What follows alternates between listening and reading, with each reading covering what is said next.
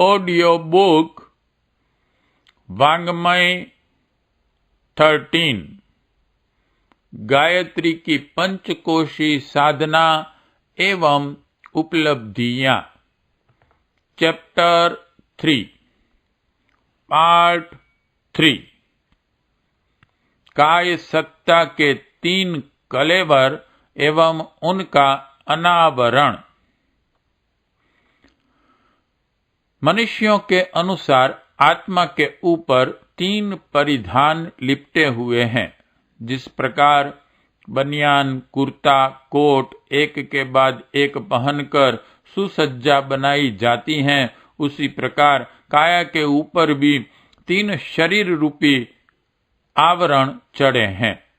एक स्थूल शरीर है जो प्रत्यक्ष देखा व छुआ जाता है और इच्छानुसार कार्यों में लगाया जाता है।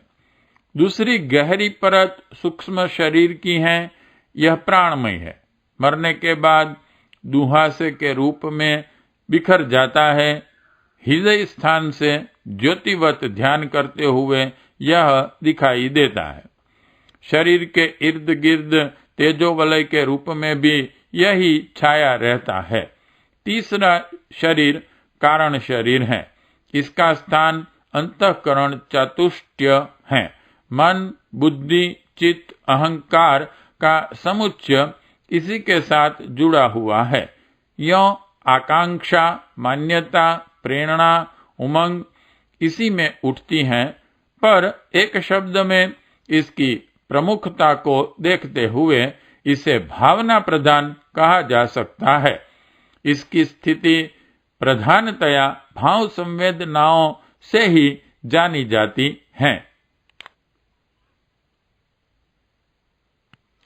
जीव जंतु, पशु पक्षी स्थूल शरीर प्रदान होते हैं। वे काया की आवश्यकताएं एवं इच्छा पूरी करने में लगे रहते हैं। पेट भरने के लिए उनकी शारीरिक क्रियाएं होती हैं और प्रजनन का ताना बाना बुनने में उनका मन काम करता रहता है। इसके अतिरिक्त सुरक्षा की व्यवस्था बनाने में भी अपनी बुद्धिमत्ता का उपयोग वे करते हैं। शत्रुओं से आत्मरक्षा के लिए जितना बन पड़ता है कौशल्य अपनाते हैं। झाड़ियों में रहने से लेकर गुफाओं में छिपने और झुंड बनाकर रहने की प्रवृत्ति आत्मरक्षा से ही संबंधित है। प्रजनन के लिए घोंसले, खोह, कोतर आदि का प्रबंध उन्हें करना पड़ता है। मनुष्य भी प्रायः अपनी काया को अधिकांश श्रम शक्ति को इन्हीं प्रयोजनों में जुटाए रहते हैं। गुजारे के लिए उत्पादन का श्रम करना पड़ता है। कामुकता बेचैन करती है तो जोड़ा बनाते हैं, विवाह करते हैं और उस समागम का प्रतिफल संतानोत्पादन के रूप में सामने आता है। बच्चों की असमर्थता को देखते हुए अभिभावक उनकी देखभाल तब तक करते हैं जब तक कि वह शारीरिक मानसिक दृष्टि से स्वावलंबी नहीं हो जाते। यह उपर्युक्त दोनों ही व्यस्त रखने वाले कार्य पेट और प्रजनन की परिधि में आते हैं। स्थूल शरीर को उत्पादन जन्य लोभ अपनाना होता है। भावुकता का फलितार्थ विवाह और संतान के रूप में सम्मुख आता है।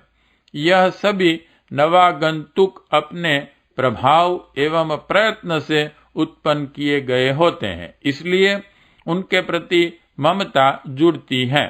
ममता अपने प्रियजन की अनेकानेक आवश्यकताओं को पूरा करने के लिए आतुरता प्रकट करती है।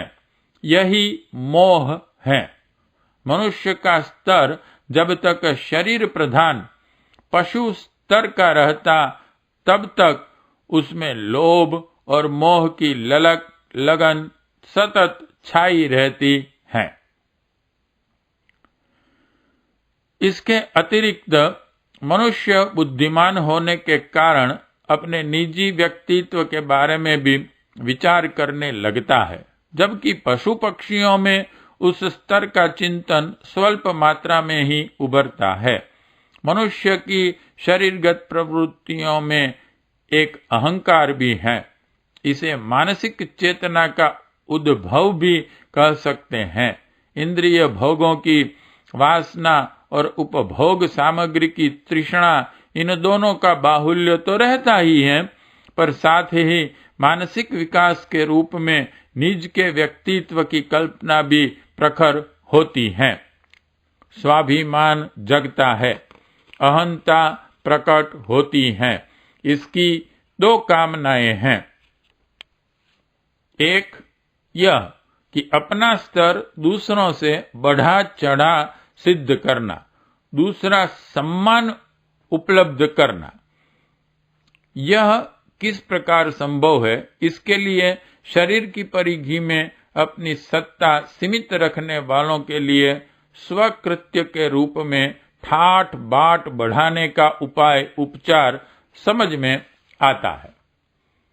वस्त्र, आभूषण, श्रृंगार, साधन, ठाट बाट, अमीरी जताने वाले साधनों का एक भी कारण यह इस स्तर के कौतुक हैं जिनमें समय, श्रम और साधन खर्च करते हुए भी इसलिए प्रवृत्त होना पड़ता है कि अपने से पिछड़ी स्थिति के लोग तुलनात्मक दृष्टि से विचार करने के उपरांत यह विचार करें कि अमुक व्यक्ति हमारी तुलना में अधिक वैभववान होने के कारण बड़प्पन का अधिकारी हैं। यह उथले दर्जे का बड़प्पन है। इसे पाने के लिए लोग विवाह शादियों में अंधाधुंध अपव्यय करने, कर्मकांडों का प्रदर्शन करने, सभा सोसाइटियों के अधिकारी बनने आदि के प्रपंच रचते रहते हैं।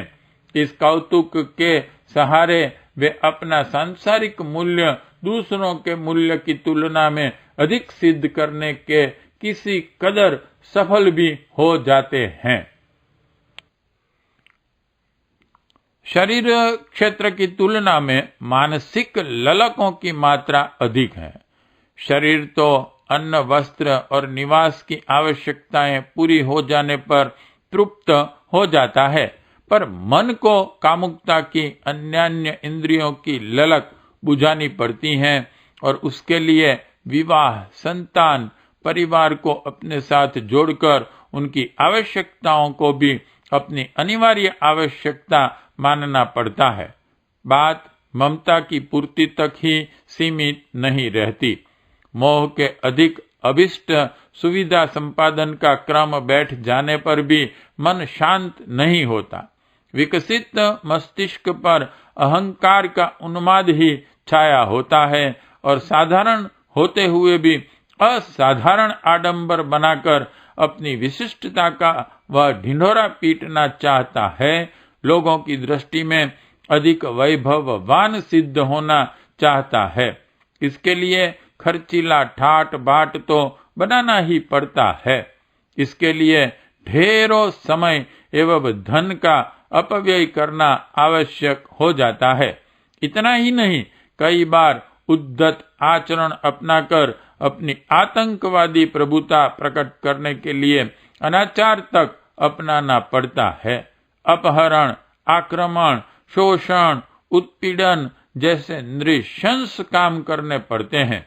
चतुरता का उच्च स्तरीय परिचय देना तो कठिन है, पर ठगी, प्रवंचना, शेखी खोरी जैसे प्रपंच खड़े करके व्यक्ति औरों की तुलना में अपने को अधिक चतुर सिद्ध करता है, भले ही वे चतुरताएं कुटिलता स्तर की है या अनैतिक ही क्यों न हो। शरीर लोभ की पूर्ति में और मन मोह का ताना बाना बुनने में लगा रहता है। इसके विपरीत विकसित मन को अहंकार का प्रदर्शन करने की ऐसी विडंबना नहीं रचनी पड़ती। इससे एक कदम आगे बढ़ने पर कारण शरीर में एक जागृति भरी हलचल उत्पन्न होती है। वह है सम्मान की, स्नेह, सद्भाव की आकांक्षा। जिस प्रकार स्थूल से सूक्ष्म और सूक्ष्म से कारण शरीर का स्तर ऊंचा है, उसी प्रकार इन तीनों शरीरों की आकांक्षाएं भी क्रमशः अधिक समय साध्य, श्रम साध्य एवं बुद्धि साध्य हैं। स्थूल शरीर की आवश्यकताएं सामान्य प्रयास से ही पूरी हो जाती हैं। पेट और प्रजनन की व्यवस्था पशु पक्षी कीड़े मकोड़े तक आसानी से बना लेते हैं। थोड़ा सा ही चिंतन और परिश्रम करने से उनके साधन बन जाते हैं। अहंता के नाम पर अन्य प्राणी तो अपनी बलिष्ठता दिखाने के लिए आक्रमण भर करते हैं, आतंक भर मचाते हैं, पर मनुष्य को इसके लिए आकुलता भी रहती है और आतुरता भी। जिसे स्नेह नहीं मिला, समझना चाहिए कि उनका जीवन नीरस, निर्जीव, रूखा, कर्कश रह गया।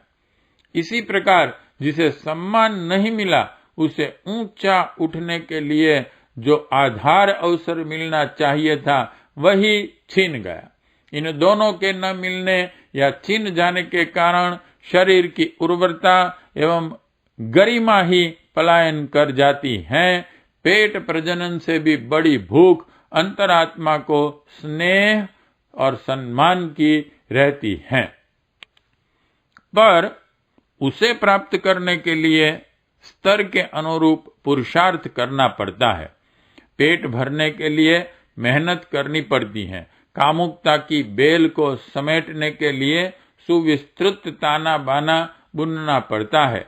जब स्थूल और सूक्ष्म शरीर अपनी इच्छाएं पूरी करने के लिए समुचित श्रमशीलता एवं तन्मयता, तत्परता चाहते हैं, सतत व्यस्त बनाए रहते हैं, तो कोई कारण नहीं कि काया का सर्वोच्च स्तर जो मांगता है वह बिना कुछ किए अनायास ही मिल जाए। इसके लिए और भी बढ़ा चढ़ा वैभव अर्जित करना होता है। कारण शरीर की बलिष्ठता भाव संवेदना है। ठीक उसी तरह जैसे शरीर में बल और मन में बुद्धि का होना आवश्यक है, पशु भाव रहित होते हैं। उनमें मैत्री, करुणा, मुदिता, सेवा, सहानुभूति, उदारता जैसी गरिमामयी भाव संवेदनाएं कदाचित ही नगण्य मात्रा में होती हैं। उन्हें स्वार्थ ही सूझता है।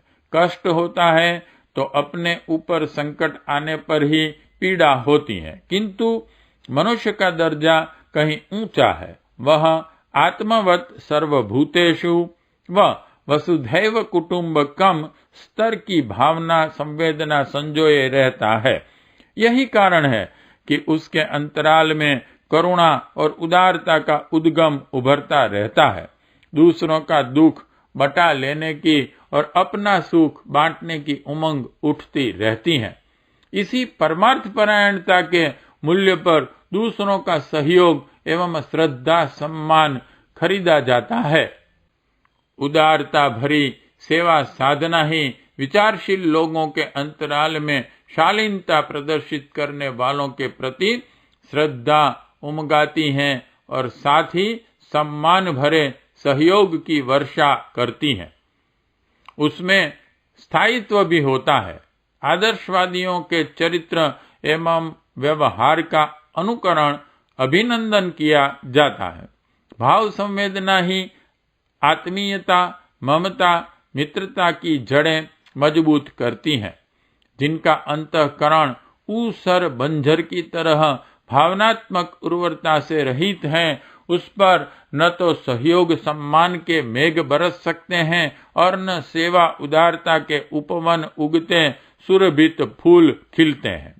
निष्ठुर, स्वार्थपरायण, सहानुभूति, संवेदना रहित व्यक्ति के संबंध में यही कहा जा सकता है कि उसका अंतःकरण भाव संवेदनाओं की उस उर्वरता से संपन्न नहीं हो पाया, जिसके कारण व्यक्तिगत स्नेह और समूहगत सम्मान की अमृत वर्षा होती है।